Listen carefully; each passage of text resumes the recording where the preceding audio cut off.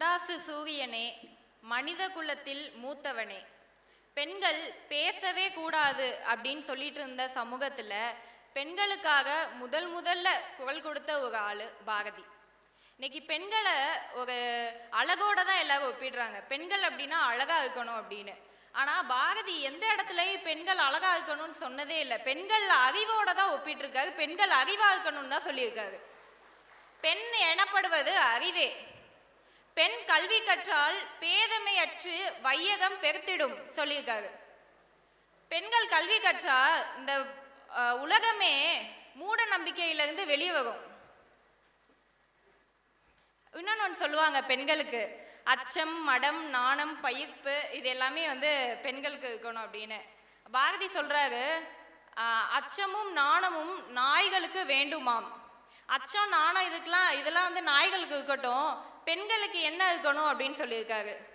ஞான நல்லகம், வீர சுதந்திரம் அப்படின்னு. ஞான நல்லகம்னா இப்போ பொதுவாக பெண்கள் வீட்டை நிர்வகிக்கணும் அப்படின்னா என்ன சொல்லுவாங்க அப்படின்னா, நல்லா சமைக்கணும், நல்லா பாத்திரம் தேய்க்கணும், நல்லா துணி துவைக்கணும், இப்படி தான் சொல்லுவாங்க. ஆனால் பாரதியார் ஞான நல்லகம்னு எப்படி சொல்லியிருக்காருன்னா, அறிவை வச்சு வீட்டை நிர்வகிக்கணும் அப்படின்னு சொல்லியிருக்காரு. ஞான நல்லகம், உன்னோட அறிவை வச்சு வீட்டை முன்னேற்று, பிள்ளைங்களை பார்த்துக்கோ, அறிவை வச்சு வீட்டை வளரு அப்படின்னு சொன்னாரு. இதுல மட்டுமா பெண்ணியம் பேசினாரு? பெண்களுக்கு அரசாள்ற உரிமையும் கொடுக்கணும் அப்படின்னு சொன்னார். பட்டங்கள் ஆள்வதும் சட்டங்கள் செய்வதும் பாரினில் பெண்கள் நடத்த வந்தோம்.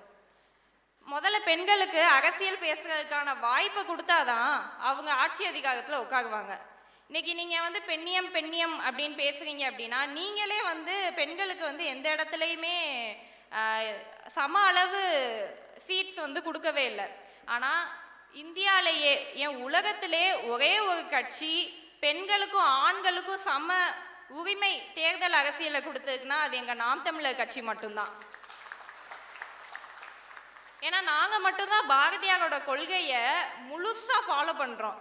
சும்மா பேருக்கு பெண்ணியம் பேசிக்கிட்டு பெண்களுக்கு எந்த வகையான வாய்ப்பையும் கொடுக்காம இருந்தது நாங்கள் கிடையாது. பாரதியாரோட பெண்ணியம் பற்றி தெரிஞ்சுக்கணும் அப்படின்னா, அவரோட கவிதைகளை தாண்டி கட்டுரைகளில் நிறையா தெரிஞ்சுக்கலாம். குறிப்பாக அவர் பெண் விடுதலை அப்படின்னு ஒரு கட்டுரையில் ஒரு 9 பாயிண்ட்ஸ் பெண்ணியம் பற்றி பேசியிருக்காரு.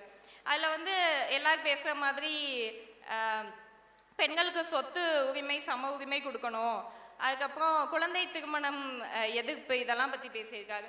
ஆனால் இன்னொரு முக்கியமான ஒரு பாயிண்ட் பாரதியார் அதில் பேசியிருக்காரு. அது எப்படின்னா, இப்போது இந்த சொத்து உரிமை, பெண்களுக்கு கல்வி கொடுக்கணும், இது எல்லாமே எல்லா ஆண்களும் பேசுவாங்க. நீங்கள் பெண்ணியம் பற்றி பேசுங்க அப்படின்னு ஒரு ஆண்கிட்ட போய் சொன்னீங்கன்னா இதே டைலாக் எல்லாருமே சொல்லுவாங்க. ஆனால் ஒரு விஷயத்தை பற்றி எந்த ஆணும் பேச மாட்டாங்க. என்னன்னா, உங்கள் மனைவி வேற ஒரு ஆண்கள் கிட்ட பழகலாமா, நட்பு கொண்டாடலாமா, நட்பாக இருக்கலாமான்னு கேட்டால் அது எப்படி, அந்த மாதிரி சொல்லுவாங்க. அதெல்லாம் அனுமதிக்க மாட்டாங்க. அதெல்லாம் எப்படி பெண்ணியம் அப்படின்னு பேசுவாங்க. ஆனால் பாரதி அந்த கட்டுரையில் ஒரு வகை எழுதியிருக்காரு. திருமணமான பெண்கள் கணவனை தவிர வேற ஆண்களுடன் நட்பு பாராட்ட அவளுக்கு உரிமை உண்டு. அவளுக்கு விருப்பம் இருந்தால் அதை தடுக்கக்கூடாது. இப்போ ஏகப்பட்ட அவர் 19ஆம் நூற்றாண்டில் வாழும் போதே இவ்வளோ பேசியிருக்காரு அப்படின்னா, இன்னைக்கு நம்ம 21ஆம் நூற்றாண்டில் இருக்கோம். ஆனாலும் இன்னைக்கு இவருக்கு இருந்த சிந்தனை அளவுக்கு கூட இன்னைக்கு சமூகத்தில் இருக்கும் ஆண்களுக்கு முழுமையாக அந்த சிந்தனை வரல. இவன் கூட பேசக்கூடாது, அவன் கூட பேசக்கூடாது, இந்த சொல்லுவோம்ல டாக்ஸிக் மென், அந்த புழக்கம் இன்னைக்குமே இருக்கு. ஆனால் அப்போவே இவ்வளோ ஒரு பெண்ணியம் ஆழ்ந்த உள்வாங்கல் வாங்கி பெண்ணியம் பேசியிருக்காரு அப்படின்னா அது ஒரு கண்டிப்பாக ஒரு வியப்புக்குரிய ஒரு விஷயம்தான். பாரதியார் பெண்ணியத்தை வெறும் பேச்சில் மட்டும் காமிச்சிட்டு போனவர் இல்லை, நடைமுறையில் பெண்ணியம் காமிச்சவர். பாரதிதாசன் ஒரு மேடையில் பாரதியார் எப்படிப்பட்டவர்னு சொல்கிறதுக்கு சொல்லியிருக்காரு. என்னோட மகள் வங்காள தேசத்துக்கு போய் நான் வேற ஒரு ஆணை வேற ஒரு சாதிக்கார பையனோட போய் நான் ஓடி போய் திருமணம் பண்ணிக்கிட்டேன்ப்பா அப்படின்னு கடிதம் எழுதுனா நான் ரொம்ப சந்தோஷப்படுவேன் அப்படின்னு சொல்லியிருக்காரு. இவர் தான் உங்களுக்கு சாதி வெறியனா? அப்ப தன் மகளுக்கு வீட்டில் பெண்ணியம் காட்டுறது தானே பெரிய விஷயம். பெண்ணியம் கட்டுரை வகைக அப்படின்னு ஒரு ஆணாதிக்க ஆணை கூப்பிட்டு இந்தாப்பா பெண்ணியம் கட்டுரை வகைக அப்படின்னு கொடுத்தா எழுதுவாங்க பக்கம் பக்கமாக. எல்லாரும் தான் எழுத முடியும் பெண்ணிய கட்டுரை, பெண்ணியத்தை பற்றி பேச முடியும். உங்கள் வீட்டிலேயே நீங்கள் பெண்ணியத்தை காட்டலைன்னா அப்போ எப்படி நீங்கள் நாட்டில் காட்டுவீங்க? இப்போ எல்லாமே ஒரு கேள்விக்குறியாக தான் இருக்குது பிற கட்சிகள் பேசும் பெண்ணியம் எல்லாமே. இப்போ இதில் பெண்ணியத்தை தாண்டி முக்கியமான விஷயம் வந்து காதலை வந்து பாரதியார் போற்றிருக்காரு. இப்பயும் இந்த காலத்துலேயும் பெண்களுக்கு வந்து காதல் உரிமையே இல்லை. தன்னோட மகள் வந்து காதல் பண்ணாங்க அப்படின்னா வேற ஒரு சாதி ஆணையோ வேற ஒரு மத ஆணையோ காதல் பண்ணாங்க அப்படின்னா கொலை பண்ணுற அளவுக்கு கூட இன்னைக்கு வந்து சமூகம் இருக்குது. ஆனால் அந்த காலத்திலே வந்து அவர் இப்படி பண்ணியிருக்காரு அப்படின்னா அது வந்து ஒரு வியப்புக்குரிய விஷயம்தான். இன்னொன்று பெரியப்பா செந்தமிழன் சீமான் அவர்கள் சொன்னார், அவர் நின்றுட்டு இருப்பார், செல்லம்மா வந்து உட்காந்துட்டு இருப்பாங்க. அந்த புகைப்படத்தை நல்லா பார்த்தீங்கன்னா அவரோட இன்னொரு மகளும் உட்காந்து தான் இருப்பாங்க. அந்த புகைப்படத்தில் பெண்கள் எல்லாருமே உட்காந்து இருப்பாங்க, ஆண்கள் வந்து நின்றுட்டு இருப்பாங்க. அவர் வீட்டில் அவர் பெண்ணியத்தை ஃபஸ்ட்டு காமிச்சாருங்க, அப்புறம் தான் வெளியே வந்து பேசினாரு. அவர் வந்து செல்லம்மாக்கு எழுதின கடிதம் வந்து 2 தான் இருக்குது. அதில் வந்து எல்லாரும் பொதுவாக என்ன எழுதுவாங்க, அன்பு மனைவி அப்படின்னு எழுதுவாங்க. ஆனால் அவர் எழுதியிருக்காரு அன்பு காதலி அப்படின்னு. இது என்ன ஒரு பெரிய விஷயம் அப்படின்னா, பொதுவாக வந்து லவ் மேரேஜில் வந்து கல்யாணம் ஆனக்கப்புறம் பெண்களும் ஒரு வீட்டு வேலைக்காரியாக வச்சுக்கிற சமுதாயம் வந்து இன்றைக்கும் இருக்குது. காதல் வந்து குறைஞ்சிருது அப்படின்னு பட்டிமன்றம்லாம் போடுறாங்க. ஆனால் அவருக்கு நடந்தது வந்து லவ் மேரேஜ்லாம் கிடையாது, அரேஞ்ச் மேரேஜ், நிச்சயிக்கப்பட்ட திருமணம். அப்போ அந்த நிச்சயிக்கப்பட்ட திருமணத்திலேயே அவர் ஒரு மனைவி மேலே இவ்வளோ அன்பாக இருந்திருக்காரு அப்படின்னா பெண்ணை எவ்வளோ நேசிச்சிருக்காரு. அதுதான் நம்ம முக்கியமாக பார்க்க வேண்டிய ஒரு விஷயம். இன்னொரு விஷயம் சொல்லணும் அப்படின்னா, அக்ரஹாரத்தில் வந்து பெண்கள் வந்து பின்னாடி ஆண்களுக்கு ஒரு 10 மீட்டர் வந்து பின்னாடி தான் நடந்து போவாங்க. பெண்கள் வந்து நிமிர்ந்து கூட பார்க்க மாட்டாங்க ஆண்களை, அவங்க கணவரையே.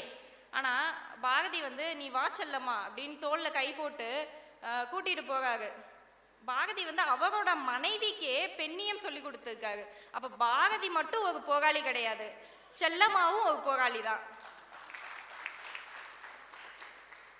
சரி, அப்போ பாரதி கிட்ட இவ்வளோ விஷயம் இருக்கே, இவ்வளோ பெண்ணியம் பாரதி பேசியிருக்காரு, அப்புறம் ஏன் பாரதியோட புகழ் வந்து வெளியே இப்போ ரொம்ப அளவில் போற்றப்படலை அப்படின்னா, அப்போ தான் குறுக்க இந்த கௌஷிக் வந்தால் அந்த மாதிரி வந்தார் மதிப்புக்குரிய ஐயா ஈவே ராமசாமி அவர்கள். அவர் என்னென்ன சொல்யூஷன்ஸ் கொடுத்துருக்காருன்னா, பிரச்சனை என்ன, பெண் ஏன் அடிமையானால், பெண் வந்து அடிமையாக இருக்கா, அதுக்கு நம்ம பாரதி என்ன சொல்கிறார், நிமிர்ந்த நடை, நேர்கொண்ட பார்வை, நிலத்தில் யாருக்கும் அஞ்சாத நெறிகளும். நிமிர்ந்த நட, நேராக பாரு, பெண்ணை குனிஞ்சு பார்க்கணும், பவ்யமாக இருக்கணும்னு யார் சொன்னா, தலை நிமிர்ந்து பாரு, யாருக்கும் பயப்படாதன்னு சொன்னார். ஆனால் நம்ம ஐயா என்ன சொல்லியிருக்காருன்னா, அப்படியா பெண்கள் வந்து அடிமையாக இருக்காங்களா, கர்ப்பப்பையை அகற்றுங்க. சொல்யூஷன் எப்படி பாருங்க, கர்ப்பப்பையை இதுக்கு பின்னாடி ஒரு சயின்டிஃபிக் நீங்கள் பார்த்தீங்கன்னா, கர்ப்பப்பையை அகற்றுனா பெண்களுக்கு வந்து உடல் உபாதைகள் எவ்வளோ வரும், எவ்வளோ பிரச்சனைகள் வந்து ஹார்மோனல் இம்பேலன்ஸ் வந்து பெண்களுக்கு வரும்.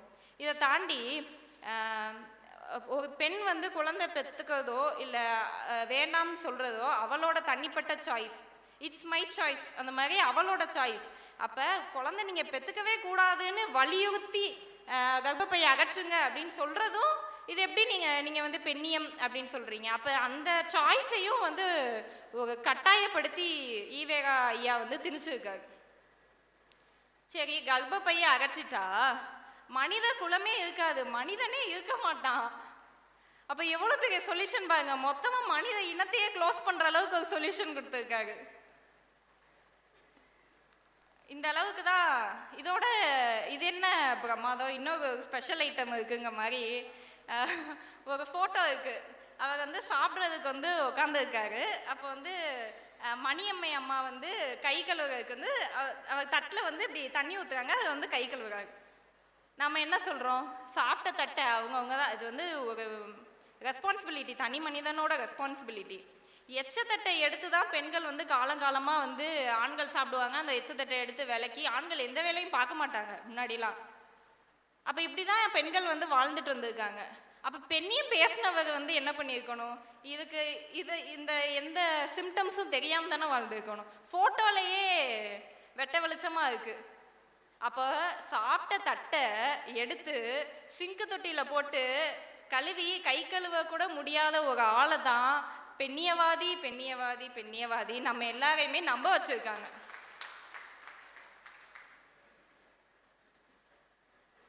அப்ப நல்லா புரிஞ்சுக்கோங்க, உண்மையான பெண்ணியவாதி யார் அப்படின்னா கெடாமீச வச்சிருந்தவர் தான், தாடிக்காக இல்லை.